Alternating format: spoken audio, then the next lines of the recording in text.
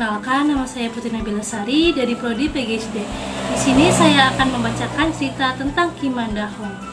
Selamat menyaksikan. Ki Mandahong. Di tengah hutan belantara terdapat sebuah sungai, tempat minum para penghuni hutan. Di hutan itu ada raja monyet yang bernama Ki Mandahong. Tubuhnya tinggi besar, berbeda dari monyet lainnya. Ki Mandahong sedang duduk termenung di tepi sungai. Ia menyendiri sambil merenung memikirkan perjalanan hidupnya. Sebagai raja monyet, Ki Mandahong harus turun dari jabatannya, dilengsarkan oleh rakyatnya sendiri karena usianya yang sudah tua. Sementara itu, Ki Mandahong masih ingin menjadi raja monyet di belantara itu. Ki Mandahong bangun, kemudian berjalan pelan menyusuri tepi sungai. Tak lama kemudian, ia naik pohon mangga limus yang tengah berbuah. Buahnya ranum dan sudah ada yang masak. Tidak jadi mandah 5, makanan banyak, kata Ki Mandahong menghibur hati. Tangannya memetik mangga limus yang sudah masak. Kemudian mangga itu digerogotinya. Tak lama kemudian, Ki Mandahong merasa kenyang. Tetapi ia terus mengambilnya. Ini kecil, kata Ki Mandahong sambil melempar mangga itu ke tanah. Tangannya memetik lagi. Peot. Ki Mandahong pun melempar mangga itu ke sungai. Plung, plung, kecemplung. Suara mangga jatuh ke sungai. Suaranya enak juga, seperti suara gong dan kenong. Kalau begitu, akan aku goyang-goyang pohonnya supaya buahnya jatuh dan bunyinya lebih lengkap. Ki Mandahong berbicara sendirian. Drut, drut, plung, plung, duk, duk, plung. Aduh, suaranya seperti bunyi angklung, nikmat sekali. Di bawah pohon limus, ternyata ada seekor kura-kura yang sedang beristirahat. Kura-kura itu lelah sehabis mencari makanan sepanjang sungai, tetapi tidak mendapatkan hasil. Mendengar suara ramai-ramai, kura-kura itu bangun sambil melihat-lihat apa yang terjadi. Dasar rejeki, kalau sudah datang tak perlu diundang, seperti air yang sedang banjir.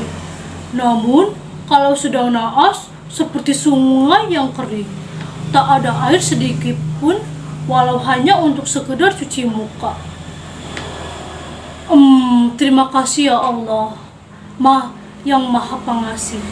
Kebetulan saya sedang lapar, melihat limus di darat dan di sungai begitu banyak, kata kura-kura penuh syukur.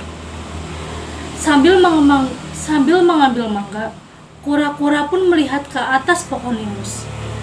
Ia sangat terkejut melihat monyet yang sangat besar tengah bermain-main di antara dahan pohon limus. Pemurah juga monyet itu, tahu kalau aku sangat lapar, kata kura-kura dalam hatinya. Kura-kura menengadah sambil berkata, juragan yang duduk di atas pohon yang sangat soleh dan berbukti. Mudah-mudahan bisa turun sebentar, karena saya ingin berterima kasih.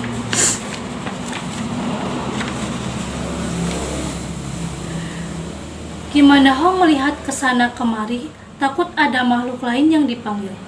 Di sisi lain, ia juga merasa bukan makhluk soleh, apalagi berbudi. Setelah merasa tidak ada makhluk lain, Ki Mandahong pun merasa tersanjung. Si bodoh ini tidak tahu kalau aku sudah dilengsarkan oleh rakyatku sendiri. Ia masih takut dan berbicara santun. Dasar, kata Ki Mandahong pada kura-kura sambil ia pelan-pelan turun dari pohon limus. Ada apa, kura-kura? Aduh, pantesan juragan Mandahong. Begini tuan, saya mau berterima kasih karena merasa disambung umur. Saya sedang haus dan lapar. Tiba-tiba diberi limus yang banyak sekali. Ya, kura-kura, harus banyak bersyukur. Hidup di dunia ini kan harus gotong royong. Kalau ada rezeki, harus saling berbagi. Jangan seperti bangsa monyet, tidak mempunyai perasaan. Memangnya kenapa juragan?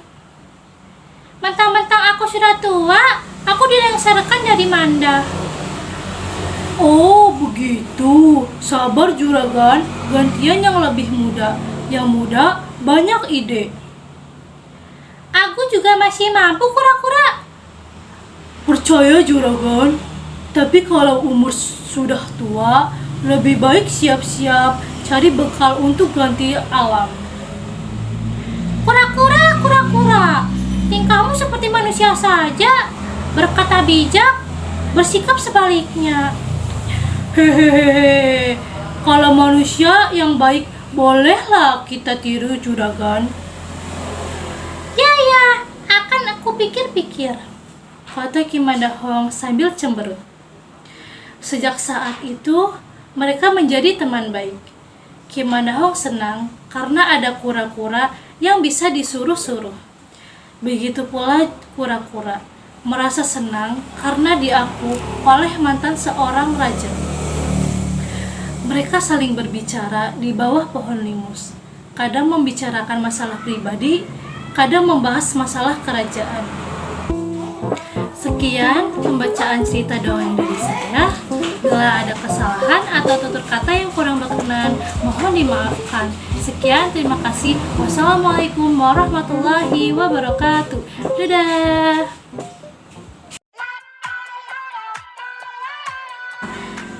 Lihat terus ya teman-teman. Halo everyone, perkenalkan. Stay tune ya teman-teman.